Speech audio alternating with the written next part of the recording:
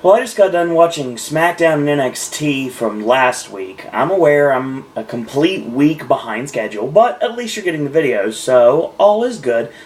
Now, earlier tonight, AJ and I shot a video that's actually going to go up tomorrow. Sometime early in the morning, it's actually going to be our Golden Globe predictions. So, obviously, the Golden Globe nominations came out while I was gone, and we weren't able to talk about them on the channel, but we have our official Golden Globe predictions that's going to come up on Pop tomorrow.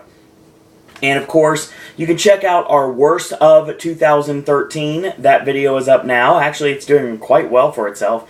And if you haven't seen our reviews of late of The Wolf of Wall Street, or American Hustle, or Saving Mr. Banks, or Blue is the Warmest Color, or Grudge Match, or Walking with Dinosaurs, or anything else that's came out recently, check those out as well on the AJ's Movie Review playlist.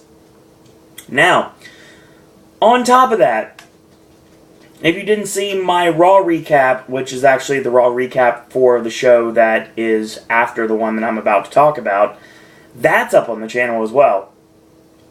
But, without any further ado, let's talk about this episode of NXT. This episode of NXT actually was a year in review episode, so not much to really talk about, but I'll do what I can. So first off, it basically starts off in an empty arena at Full Sail University with Renee Young, or Renee Paquette, depending on who you're talking to, and she is talking about the year that the WWE has had through NXT, and the Performance Center in Orlando, and also talking about the talent that is now on the main roster that has come through NXT. Excuse me. Sizes. The Wyatt family, The Shield, Fandango, Summer Rae, Xavier Woods, Damian Sandow, Antonio Cesaro, and of course, Biggie Langston. Now, they talk about two new championships that were instituted in 2013, that being the NXT Tag Team Championships, and they talk about the tournament final that happened between Eric Rowan and Luke Harper of the Wyatt family, and the British Ambition tandem of Oliver Gray and Adrian Neville, with Gray and Neville taking the championships. Now, Gray suffered a torn ACL. In March, he was written off television, and he hasn't been back since. So hopefully 2014 we'll see him return, and maybe he'll wonder why Adrian Neville went on. Obviously, he teamed up with Corey Graves, and they had the Tag Team Championships, and they turned on each other. So that's where we lead to now. So maybe we're going to see an Oliver Gray versus Adrian Neville feud in 2014, once he's able to return. Anyway, the other championship that came up in 2013 to NXT was the Women's Championship, and that was a tournament final between Paige and Emma, two of the biggest fan favorites on the roster. Now, Paige basically cut a promo saying she's a wrestler, and she made a promise that she will be the most dominant anti-diva in the WWE. She will make history as a wrestler, so basically putting all of the divas on notice, including the Divas Champion AJ Lee. Very interesting, of course. Paige and AJ, I think, will happen in 2014, whether it's a one-off or whether it's a couple matches. I think that it has to happen, whether it happens on NXT or whether Paige gets brought up to the main roster, and I think that's something that's going to happen, if I had to guess, probably right after WrestleMania, if I had to guess. That's what I'm thinking. Right after WrestleMania, I think they bring Paige up to the main roster. Give her several months, give her till April to get ready to go, and bam, put her on television the day after WrestleMania. I think that's a great idea to do. Now, if anything, honestly, you have her introduced in a segment at WrestleMania as AJ's next challenger. So, of course, we see how Bo Dallas won the NXT Championship and held it throughout the entire year, beating Biggie Langston for the title, a challenge that Biggie Langston pretty much scoffed off. Then we also hear from the future stars from the NXT locker room.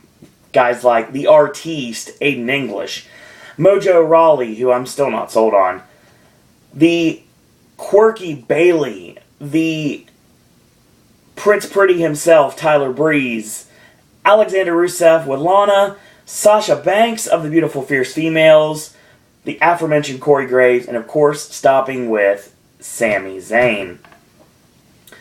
Now, after this, they also talked about WWE talent that has come through the NXT locker room from time to time. Damian Sandow, Christian, the Bella Twins, Fandango and Summer Rae, of course, after they made it back to the main roster. Santino Marella, Paul Heyman, Mark Henry, who did an angle with Sylvester Lefort, left him laying, actually.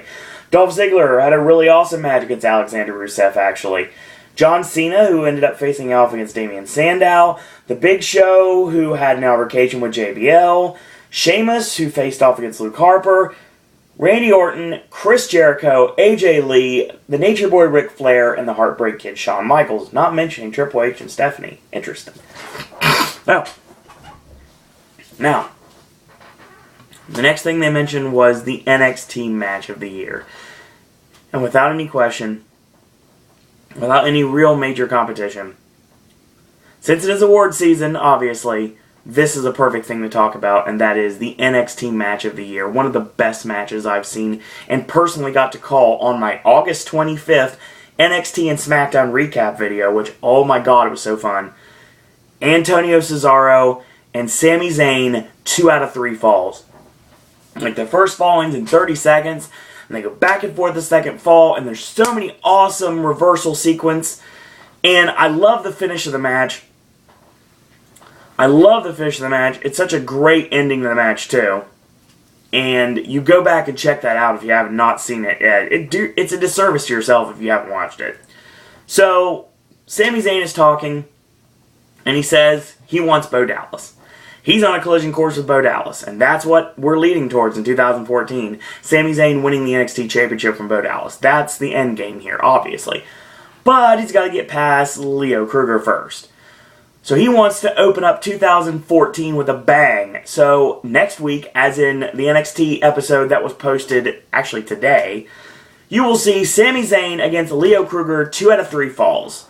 I don't know. Something tells me that Zayn beats Kruger so bad that he pretty much knocks him into a loop, makes him think that he's a cross between Russell Brand and Tommy Wiseau from The Room. Yeah. Adam Rose coming to the main roster sooner rather than later. So, this was all leading towards the main event, and this match I've been wanting to call ever since I first heard about it. Now, William Regal is obviously one of my favorite competitors in professional wrestling history. I've always enjoyed Regal's character. I've always enjoyed what he's done. I enjoyed everything about his stuff in NXT. He's a commentator, he's a great commentator, but he got into some great feuds with Cassius Ohno, Chris Hero, and Dean Ambrose. That match with Ambrose was so brutal. Oh my god. And then we lead to this. Cesaro likes to brutalize people. Regal takes offense to it and makes the challenge. Now, Cesaro, during the show, basically said that Regal was one of the only superstars that he can say he truly respects. And somebody that he's patterned his entire career out of. And it's going to be an honor to beat him in the center of the ring. Regal, of course, says he's basically towards the end of his career. It's winding down. And what better of a way to go out than by facing off against a much stronger, a better technician than even himself in Antonio Cesaro. This match was going to be a technical classic on paper before any bell even sounded. And oh dear God, it was. Main event, NXT Rewind, the final NXT of 2013. Antonio Cesaro, who should still be coming out to his own theme, still coming out to the We the People theme, taking on William Regal, and we go midway through this match, and Cesaro's got a cravat on the ankle. Regal just straight kicks him off. So Cesaro ends up grapevining the leg, and he pulls down the protective knee brace. So Regal goes to a chinlock to try to escape. Cesaro ends up breaking it, and he drives his kneecap into the knee, the bare exposed knee of William Regal. So he kicks him in the hamstring, drops the elbow on the knee yet again, and locks in a stretch muffler, unlike I've ever seen before, just stretching him out, pun intended in this case. So he basically gets to the ropes, just barely, calling for the break. Regal steps over, does like a version of a La Mahi straw cradle, and gets countered, backslide 1 count only, and Cesaro knocked down to the canvas with a huge forearm. 2 stiff European uppercuts. Cesaro comes off the ropes and nails a huge one, and then proceeds to use opposite Swiss uppercuts on William Regal 10 times, and then he finally hits the giant swing, 9 rotations this time. So he helps Regal up to his feet, and he shows a little remorse. And he's cautious about what he's doing. Obviously, he's facing off against a true villain of the Squared Circle in William Regal. And what does he do? He goes for the Gotch-style neutralizer. Regal counters, backdrops him out of it, and Cesaro bridges back and tries to get the pin right there. He knee drops him in the bicep, does Regal. So what happens is, he does the neutralizer, Regal backdrops him out and drops a knee onto the bicep.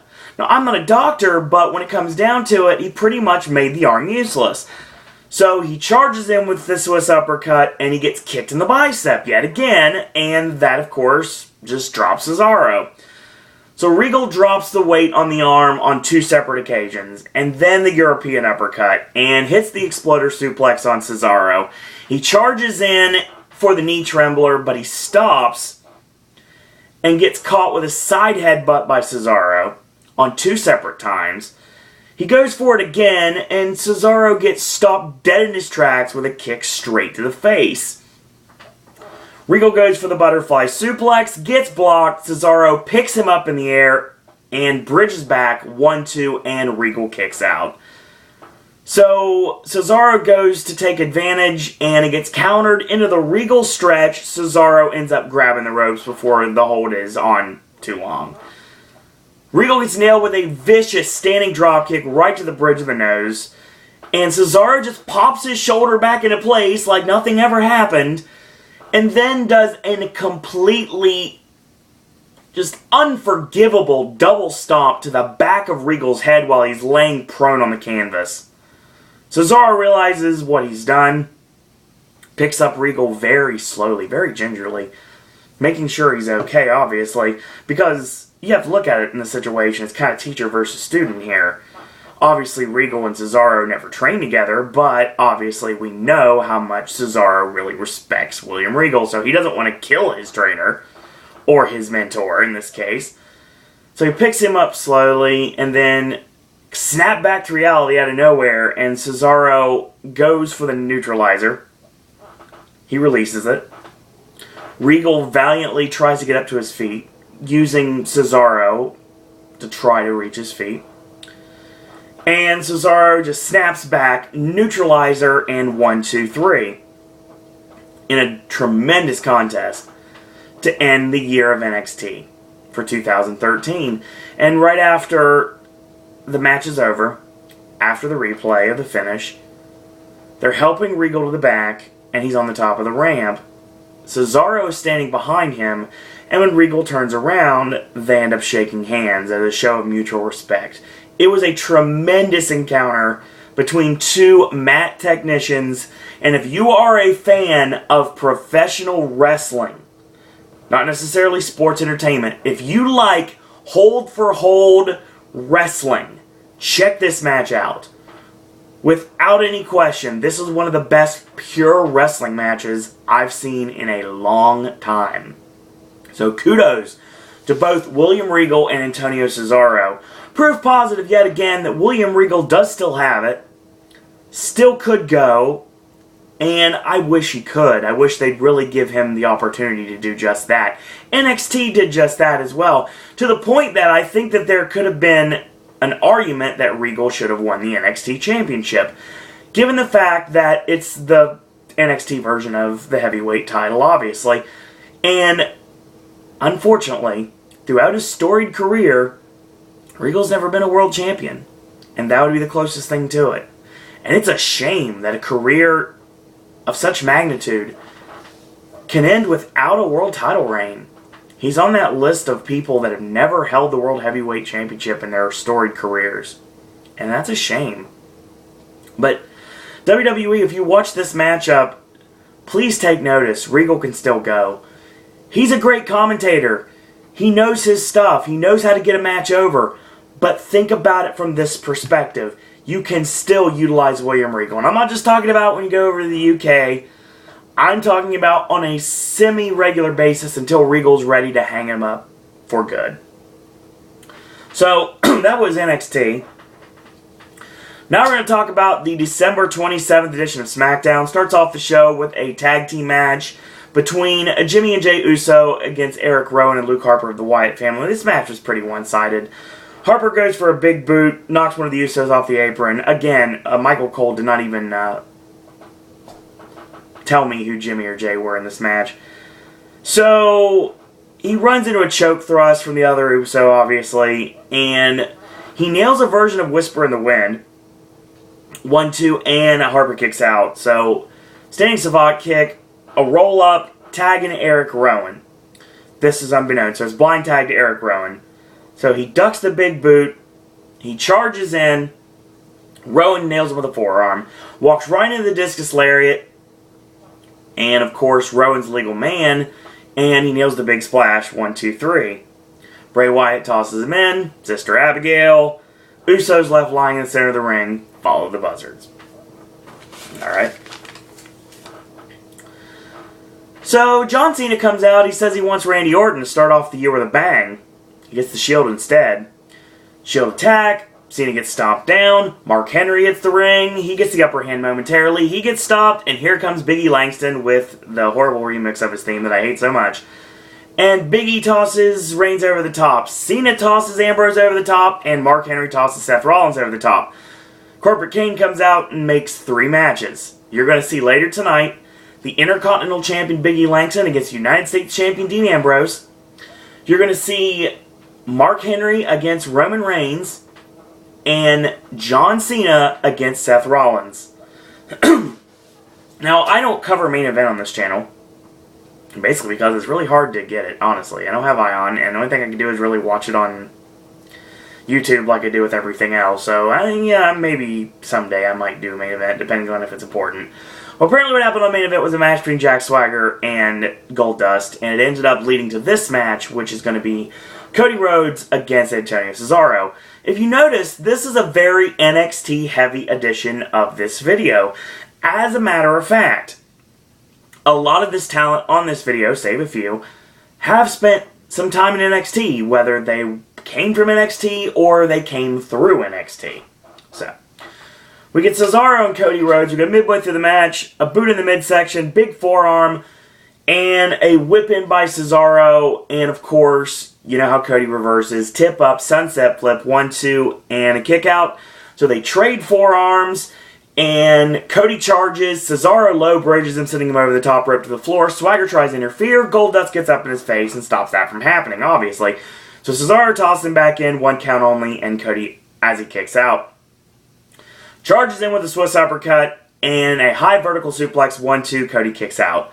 Cesaro with a chin lock, and Cody punches his way out and ducks the clothesline, and then the high knee lift, and a clothesline, boot in the midsection, drop down uppercut, and the front suplex, 1, 2, and Cesaro kicks out. Whip in reverse, ducks the clothesline, and the rebound clothesline from Cody Rhodes off the ropes. Swagger gets on the apron, calls for a distraction, just long enough for him to get knocked off the ring apron, so Cody gets off his game momentarily. Cesaro charges in with a Swiss uppercut to the back of the neck, rolls him up, stacked up, no tights needed, 1, 2, 3, and Antonio Cesaro wins this match. 2 wins for Cesaro on this video. I like it. So we get another match, which is kind of weird, actually. It's the Nexus Relocation Program, as you guys know as Ryback and Curtis Axel, taking on No Days Off Darren Young and The Real Deal Titus O'Neil, the Primetime Players. Interesting match between these two, actually. So Titus suplexes Darren Young on top of Ryback, you know how he normally does. Comes off the ropes, ducks the clothesline, big shoulder block sends Ryback down by Titus. Pushes him to the ropes, and he shoves him off and catches the back elbow, tagging to Curtis Axel. So Axel comes in, and before he comes in, he delivers the knee to the lower back when Ryback shoves him into the ropes. A boot in and a huge chop. Titus chops his way back, and a boot by Axel.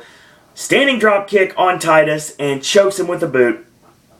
Slingshot elbow to the floor, tagging to Ryback. So Ryback comes in with a front face lock, and 3 big shoulder blocks in the midsection, tagging to Curtis Axel. Nexus relocation program have cut off the ring at this point. So he comes off the ropes, and Titus moves him over with a big boot. So hot tag to Darren Young. He comes in, he ducks the clothesline, and a boot in, whip in, and a nice, excuse me, I'm trying to read it. Running clothesline out of the corner, but I got to read my own writing. It's kind of mixed together here. Overhead release belly-to-belly suplex off the ropes, knocks Ryback off the ring apron for good measure, charges in with a big clothesline on Curtis Axel, and big Northern Light suplex, and Ryback makes the save. Titus comes in, the Primetime Players double clothesline him over the top rope to the floor. Axel with a roll-up, countered by Darren Young, and he stacks him up 1, 2, 3. Primetime Players win this match. Very needed win for PTP in this match, honestly. Ryback and Axel, they're okay as a team, but yeah, I guess if anything, this was the fact that the Primetime Players needed a much-needed win in this case. Given the fact that the Wyatt family are penciled in as the next WWE Tag Team Champions. So obviously, you're going to have to build up babyface challengers other than just the Usos and a rematch against the Brotherhood.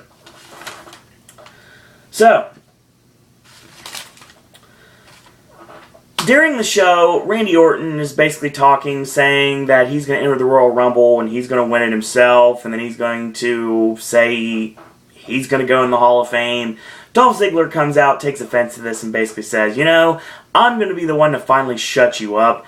Kane likes what he sees, comes out and says, you know what, you guys are going to have a match. Basically, after Ziggler walks away, he looks at Randy Orton, and Kane says something to the extent of, we need to have a safe environment in the locker room, but whatever happens in the ring, ...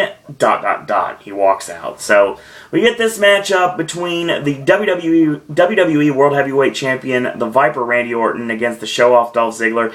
Ziggler sporting a pink streak in his hair, proving why blue, not pink, actually no, long day, proving that while blue is the warmest color, pink is the sickest color. There you go, I've been waiting forever to say that. So, we come back from live action on the first commercial break, and Dolph nails Orton from behind while they're on the floor, and a boot in by Orton just stops any momentum Dolph has, and he sends him hard in the ring steps, but he puts on the brakes, and he gets sent in face first. Toss him back in at 6, makes a cover, 1, 2, Orton kicks out. Reverse neck breaker, countered, shoves him into the ropes, and a back elbow sends Dolph down. Misses the charge, and a big drop kick to Randy Orton. Goes for the big splash in the corner. He misses, and Dolph gets tossed shoulder first into the ring post, momentum carrying him all the way to the floor. Dolph gets in right at the 10 count, and then he stomps away. And you'd think he'd be going for the Garvin stomp, but he didn't. He just hit the well-placed stomp, which of course is hold the legs and the stomp right between the legs, like right in the lower abdomen. The thing that Dean Ambrose does, that he's been doing lately. Obviously, so many people have done it over the years, like Bret Hart did it over the years, but I mean, Dean Ambrose is the one who's been doing it a lot lately.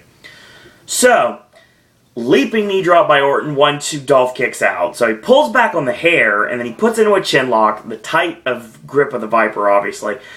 And Dolph punches his way out, comes off the ropes, Orton stops him with a knee lift. 1, 2, and a kick out. Goes back to the chin lock.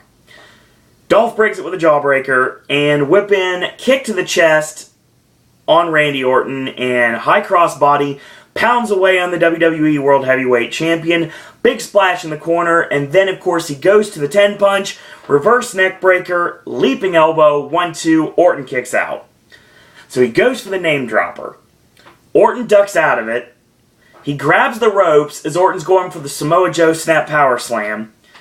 And this allows Dolph to nail Orton with the exclamation point DDT. 1, 2, and Orton kicks out. So Dolph goes up top. Orton crotches him up there. climbs up, going for the Orton Crest Superplex, and Dolph try to punch his way out. Headbutt knocks Orton off to the canvas. Missile drop kick, 1-2, Orton kicks out. So to add insult to injury and turnabout is fair play, whatever analogy you want to use, Dolph tosses Orton shoulder first in the ring post, nails the name dropper, 1-2, and Orton kicks out. So he's punching away in the corner on one occasion. He does it again. On the third time, Orton just stops him, thumbs him in the eye, RKO, ends the match. So win for Randy Orton. Match isn't over. Orton tosses Dolph into the steps, big St. Louis uppercut, tosses him into the ring post, and then tosses him over the barricade into, the land that Justin Roberts lives in, and he picks him up, delivers the snakebite DDT on the floor. Orton, of course, trying to make an example out of Dolph Ziggler. This match is really good, actually. I like the chemistry between these two. Obviously, I don't like Randy Orton, and I do like Dolph Ziggler, but this match actually worked really well. Dolph actually got a lot of shine in this match, and it was really good. It wasn't just a squash. It wasn't one-sided. It was really good back-and-forth encounter from two superstars. It can definitely go. So, kudos to this match, actually. I very much enjoyed it. Short match up next. The MVP of the WWE, Daniel Bryan, taking on the intellectual savior of the unwashed masses, Damien Sandow. God, it's been a long night, sorry. So, we go back to Bryan's finishing sequence, obviously. Sandow with a whip, backflip, lands on his feet, ducks Sandow's clothesline, comes off the ropes, hooking clothesline. Then he changes it up now, which he puts him on the top turnbuckle for the Hurricane Rana, and he nails it.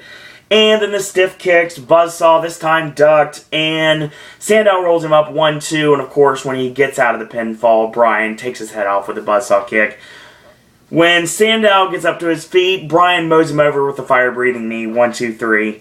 And then, of course, Bray Wyatt comes out and says, "Even though we have stuck you with all these daggers, Bryan, you are still walking upright. I admire your courage, I really do. And these people have chosen you, Bryan. They chose you the same way that you chose them, like a moth gathered to a flame. But I believe that you've forgotten who exactly is controlling this inferno, Bryan. For I am more than just a man. I am a god. Follow the buzzards." And we saw what happened on Monday Night's Raw. So if you want to watch the video from Monday Night's Raw, check it out on the recent videos playlist here on Pop. And a lot of really awesome things went down on Monday night, but we're going out of order here. So we set up our triple main event. We start off with our Intercontinental title versus United States title non-title match. Yeah, exactly. Dean Ambrose against Biggie Langston. And we go midway through the match. Langston charges in. Ambrose gets the knee up. And a big clothesline explodes out of the corner. And he pounds away, comes off the ropes. The power drive elbow. And Biggie powers out at 1. So he ties him up in the ropes and does the shots to the midsection, comes off the ropes, and nails the front drop kick. 1-2, Biggie kicks out. Chinlock, and Biggie punches his way out. Big knee lift, he goes up top, and he gets rocket launched off the top rope by the Intercontinental Champion. Clothesline, ducks Ambrose clothesline, and a belly-to-belly suplex. Big splash off the ropes, and they pull him to the floor. Ambrose tosses him back in. Basically what happens is, big splash, when I say he pulls him to the floor, he basically just uses singlet to use his momentum to pull himself to the floor. So Ambrose tosses him back in, goes for a clothesline, gets ducked, Vader attack, big ending, 1-2-3. Big win for Biggie Langston.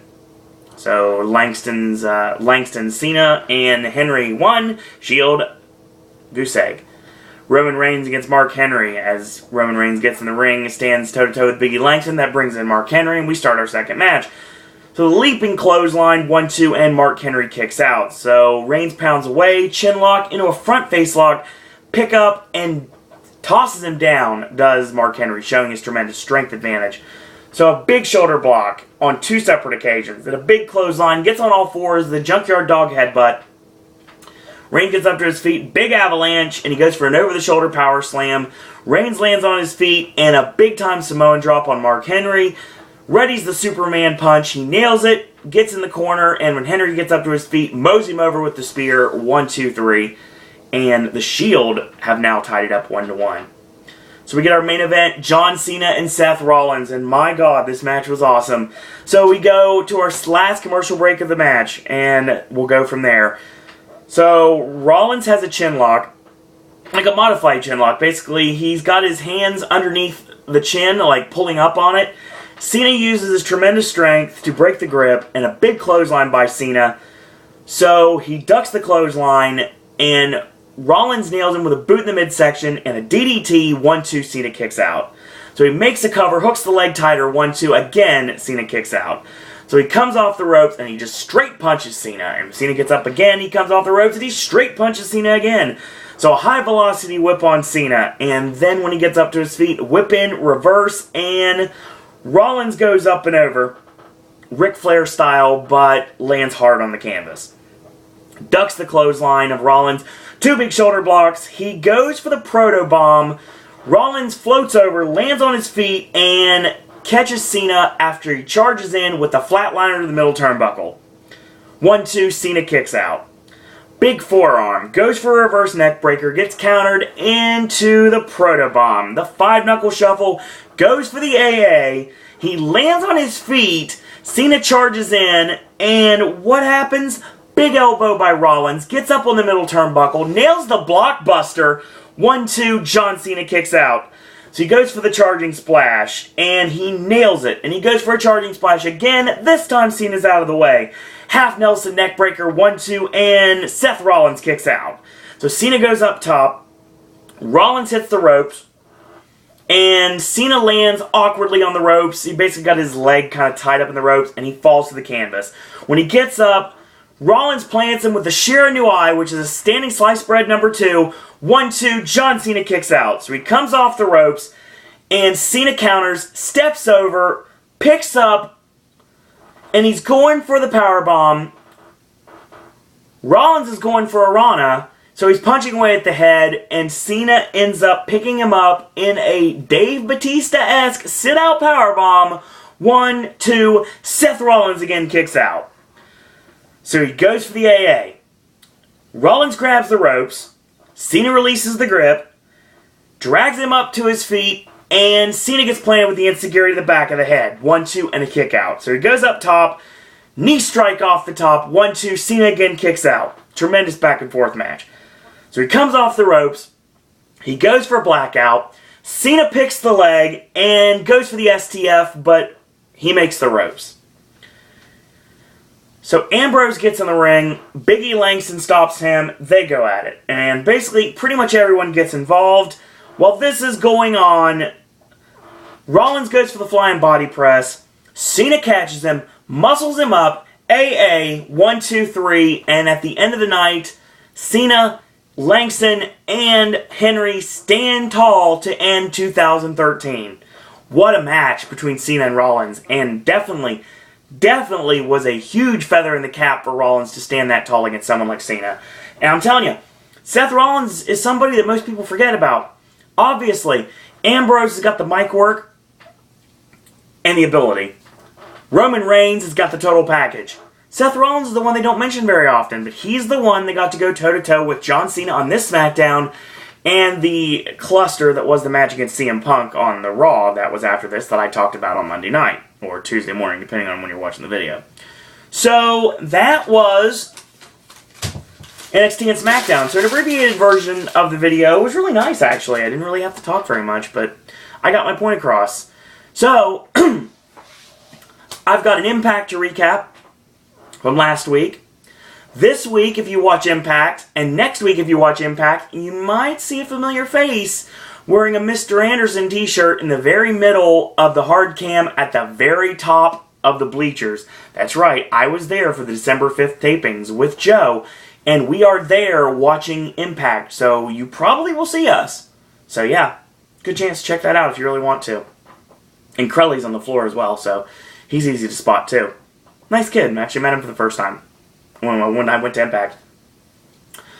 Wrestling fans, I'll join you again tomorrow, actually. We're going to be talking Impact from last week, and Impact this week will be recapped in the next few days.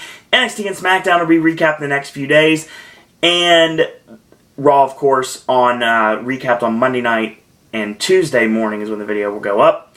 Now, On top of that, we got a lot of videos coming up other than that this week. Now, Friday, we've got AJ's movie reviews. AJ watched Lone Survivor, and it's not even out in our theaters yet, so you're going to get a recap of Lone Survivor before it even comes out theatrically, so that's going to be coming out very soon. And, like I said, NXT and Smackdown coming out Saturday. I work all day, so it's going to be kind of a hectic schedule, but I'll figure it out. Sunday will be the brand new verses, the first Oscar-themed verses of 2014.